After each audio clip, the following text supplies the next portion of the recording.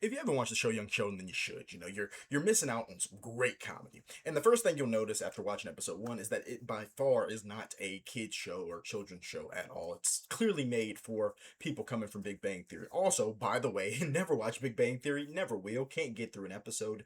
It is nowhere near as good as Young Sheldon. Young Sheldon does not rely on a laugh track in order to make something funny. It's actually just funny. It is such a high level of comedy. There are very few shows that actually have me laugh as much as the show. And on the second rewatch, I've noticed like, dang, I'm laughing so much at this show. Very few things just make me laugh like that. Anyway, so something I've also realized, in the second watch through, I of course noticed in the first watch through, dang, like young Sheldon is a douchebag, and of course he's autistic, yada yada, this, that, or the other. But the dude is a douchebag, and I noticed that in the first season. This second season, I'm noticing that this dude is, and I know nobody uses this clinically anymore. This dude's a full-blown sociopath, okay? And I know nobody uses it clinically, but you know what I mean when I say it. A person who just completely disregards the emotions and the cares and the priorities of anybody except for himself. He is truly just a ruthless little sociopath. And I made another video on this talking about how people will defend something that they really like, and in doing so, they'll have the rose colored glasses, rose colored goggles, making them think that something is better than it is, or thinking that somebody is better than there is. And I understand, people. I understand. You like Young Sheldon. Me too. I'm watching the show for a second time. That's crazy, isn't it? So obviously, I like the show too. This does not mean that we can't look at this character objectively and see him for what he is. And it is like the biggest douchebag jerk out of like so many other shows that I've watched. He is literally a villain. Watching this, even in season one, I realized, dang, this the reason I like this show is because the main character is a villain, and I love shows with main characters as a villain. This dude is a villain.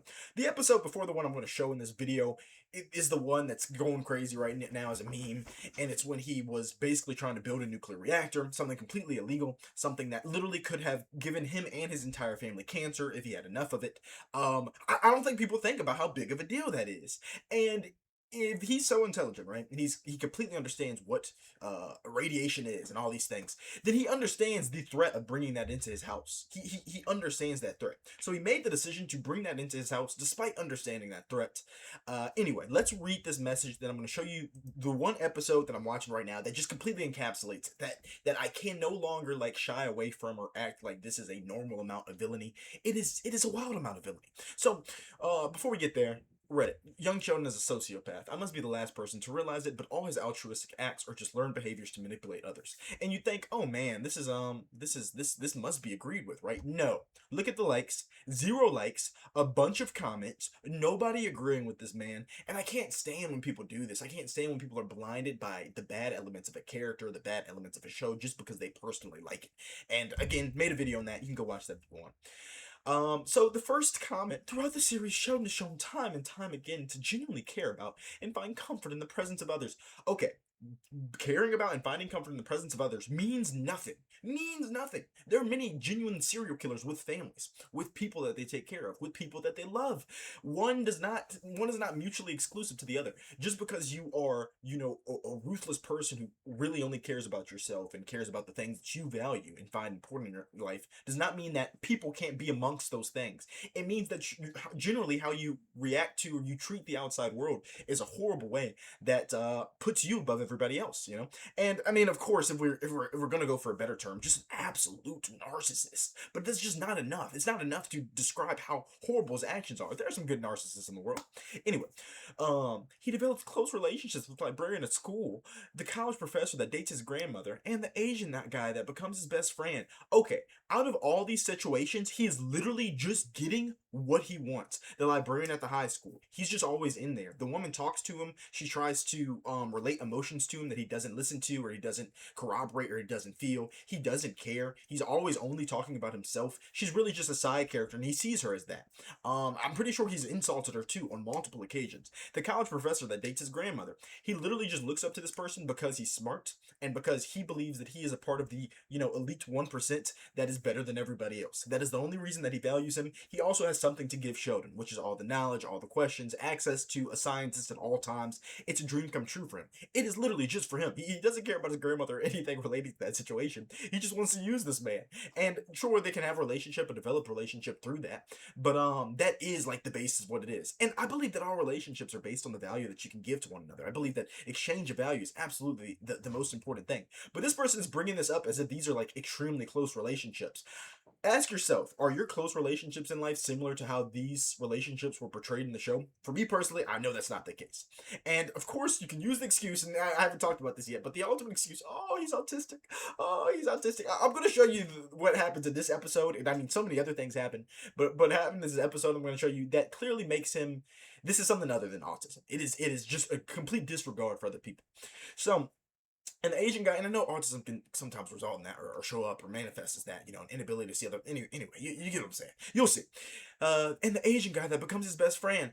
Okay, so over and over and over again, I've just seen this man complain around the Asian kid, not listen to him. Even in this episode, the Asian kid is basically telling him, like, man, I don't think my mom loves him. And while he loves me, and while he's saying that, Sheldon is thinking about himself. And he's thinking about himself. And he brings something up about himself, and then he leaves. There's not even a conversation to be had. He just believes that this person is one of the few people who's intelligent enough to be allowed to be in his presence and to have conversations with him. So horrible, horrible. Anyway, when George goes to the hospital early in the series, he tags along with his siblings simply because he's worried about his father's health and the safety of his siblings as they illegally drive a car. Yeah, I guess. In college, he offers his dorm to another student in order to rest between class. He then allows several other students to use the dorm, under the assumption that they also need a place to nap and study. Every time he encounters Paige, he shows concern. Oh my gosh. Okay, maybe this person's joking. Maybe they're joking. He shows concern for Paige. He does not care about Paige at all. He literally despises this girl just because it's a girl near his age that is smarter than him. He can't stand her because of that. And that they need a place to nap and study. Okay, this dude's joking. He's joking because the kids were using his dorm for something other than napping and studying. Maybe a little more advanced napping. You get what I'm saying? And then I think maybe you're seeing an undiagnosed autistic teenage boy having a difficult time navigating social interactions while trying to balance his own needs and incorrectly labeling this as sociopathic behavior. Brother, brother, brother, brother, brother. Anyway, so they say that I'm surprised by it, blown away because of how like unaligned that is with the reality that we see. And here's the part of the episode that I want to I guess there are two parts to